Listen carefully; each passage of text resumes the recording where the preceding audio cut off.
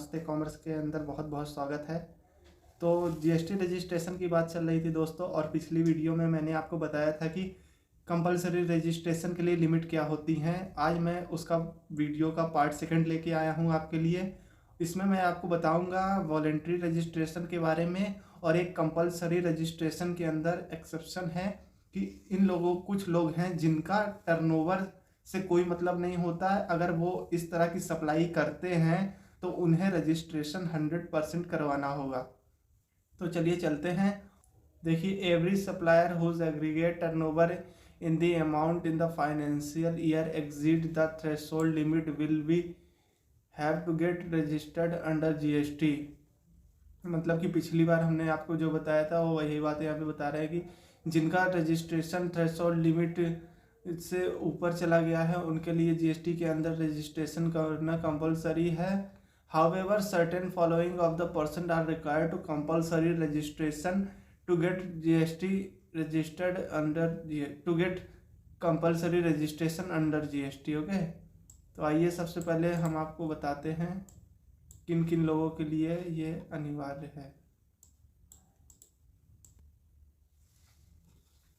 सबसे पहले आते हैं inter state supplier. Inter state supplier वह सप्लायर होते हैं जैसे कि कोई व्यक्ति यूपी के अंदर माल की पूर्ति कर रहा है, सप्लाई कर रहा है, और उसे अगर मध्य प्रदेश में भी अपने गुड्स को डिलीवर करना है या सर्विस को डिलीवर करना है, तो जो ऐसा सप्लायर है उसके लिए लिमिट नहीं देखी जाएगी, उसको कंपलसरी रजिस्ट्रेशन कराना पड़ेगा जीएसटी के अंदर। दूसरा आता है हमारा casual taxable person. Casual taxable person ऐसे पर्सन होते हैं जो इंडिया में तो रहते हैं लेकिन कभी कभार व्यवसाय करते हैं और उनका कोई व्यवसाय करने का कोई फिक्स प्लेस नहीं होता है।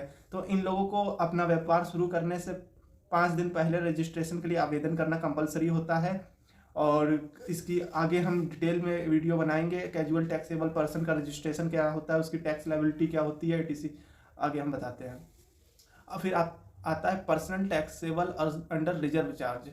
Reverse charge. रिवर्स चार्ज वह चार्ज होता है जिसके अंदर रेसिपिएंट की लायबिलिटी पड़ती होती है कि वो टैक्स जाके डायरेक्ट गवर्नमेंट को पे करे।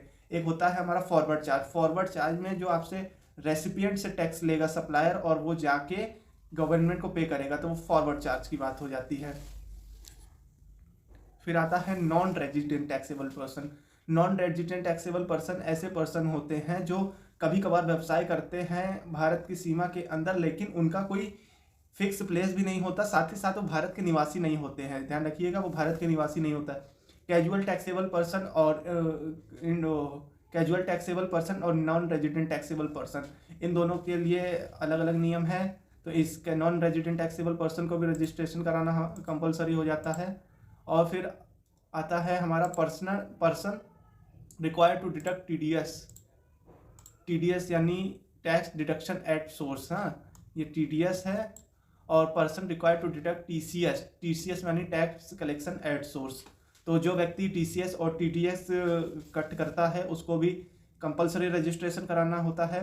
फिर आता है हमारा input service distributor. Input service distributors वो होते हैं जैसे कि सप्लायर का एक ऑफिस होता है, ऑफिस के अंदर वो किसी भी माल या गुड्स या सर्विस को परचेज करता है तो उसके अंदर उसका क्रेडिट उसकी सारी ब्रांच को मिल जाता है, तो इनपुट सर्विस डिस्ट्रीब्यूटर होते हैं।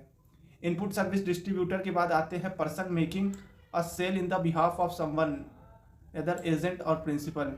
जैसे कि कोई सप्लायर है, हाँ, सप्लायर के इस जगह पे कोई और उसकी माल एवं सेवाओं की पूर्ति कर रहा है, तो ऐसे एजेंट के लिए कंपलसरी रजिस्ट्रेशन हो जाता है और उसको प्रिंसिपल भी कह सकते हैं। Every e commerce operator providing platform to the supplier to make supply through it, यानी कि अमेजॉन हो गया, फ्लिपकार्ट हो गए, जितने भी ऐसे ई कॉमर्स वेबसाइट हैं उनको भी कंपलसरी रजिस्ट्रेशन कराना होगा, भले ही उनका टर्नओवर क्यों ना 40 लाख 20 लाख 10 लाख के नीचे ना हो। और उसके बाद आते हैं supplier who supply goods through, ये हो चुका है। फिर आता है online service provider, OIDR service होती है, जैसे कि ऑनलाइन डेटा हो गया, ऑनलाइन वीडियो होता है, जो ये सब करते हैं सप्लाई, उनको भी रजिस्ट्रेशन कराना कंपलसरी हो जाता है। फिर आइए, ये हो चुका खत्म टॉपिक कंपलसरी रजिस्ट्रेशन। उसके बाद आता है वॉलंटरी रजिस्ट्रेशन। अब what is voluntary registration? Voluntary registration, as the name suggests, anyone can registered under GST even though he may not required by law। जो धारा 22 एवं 24 के अंदर रजिस्टर्ड नहीं होता है वो इसके अंदर रजिस्टर्ड हो सकता है। जो जैसे मान लीजिए कि आपका टर्नओवर यूपी में है तो गुड्स के लिए आपका 40 लाख है, 40 लाख के नीचे है तो कोई बात नहीं है, मत कराइए रजिस्ट्रेशन, कोई दिक्कत नहीं है जीएसटी आप नंबर लेने की, आपको रजिस्ट्रेशन लेने की। लेकिन एक होता है वॉलंटरी रजिस्ट्रेशन, जैसे कि मैं यूपी से सप्लाई कर रहा हूँ, मेरा टर्नओवर गुड्स के केस में 40 लाख के नीचे है, तो मैं अगर अपनी मर्जी से भी चाहूँ तो जीएसटी के अंदर रजिस्ट्रेशन करा सकता हूँ। जैसे मैं अगर जीएसटी के अंदर रजिस्ट्रेशन कराऊंगा तो मेरे ऊपर नॉर्मल जीएसटी केस की जितनी लायबिलिटी होगी वो मेरे ऊपर आ जाएगी, जितना भी 18% 12% टैक्स कलेक्ट करना, जितने भी नॉर्मल नियम है जीएसटी से रिलेटेड वो मेरे ऊपर लागू हो जाएंगे, और मुझे एक मंथली रिटर्न भी देना पड़ेगा, नहीं पड़ेगी। तो वॉलंटरी रजिस्ट्रेशन आप अपनी मर्जी से भी रजिस्ट्रेशन करा सकते हैं। आइए देखते हैं कि इसके अंदर क्या लिखा हुआ है। A person though not liable to be registered under section 22 और 24 में be get registered himself voluntarily. अगर जो व्यक्ति धारा 22 और 24 के अंदर रजिस्टर्ड नहीं होता है वो वॉलंटरी रजिस्ट्रेशन ले सकता है। And all the provision of this act are applicable to a registered person.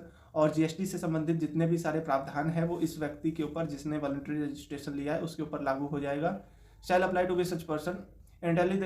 Initially, there was a provision in Rule 20 of GST Rule 2017, which used to put restriction on the one person to have taken GST registration on voluntary on the basis that voluntary GST registrant cannot be cancellation to his registration before expiry 1 year. Effective date of registration is that lock-in period for। तो ये कहना क्या चाह रहे हैं, जैसे कि पहले कोई व्यक्ति जीएसटी में वॉलंटरी रजिस्ट्रेशन लेता था तो वो 1 साल के अंदर उस वॉलंटरी रजिस्ट्रेशन को कैंसिल नहीं करा सकता था। फिर एक नोटिस आई हमारी जिसका नाम जिसको कहते हैं फिर एक नोटिस नंबर 3 में यह बोला गया कि अगर कोई भी पर्सन 1 साल के अंदर जीएसटी के लिए रजिस्ट्रेशन कैंसिल कराता है तो वॉलंटरी रजिस्ट्रेशन के केस में तो वो कैंसिल कर दिया जाएगा। जैसे कि मान लीजिए कि मैं वॉलंटरी रजिस्ट्रेशन ले लिया, मेरा व्यापार नहीं चल रहा है तो इसमें मेरी कौन सी गलती है, तो ऐसी दशा में 1 साल के अंदर रजिस्ट्रेशन आपका कैंसिल भी हो जाएगा। और पहले ये केस था कि 1 साल के पहले आप इसे कैंसिल नहीं करा सकते, तो यही बात ये कह रहा है इसके अंदर।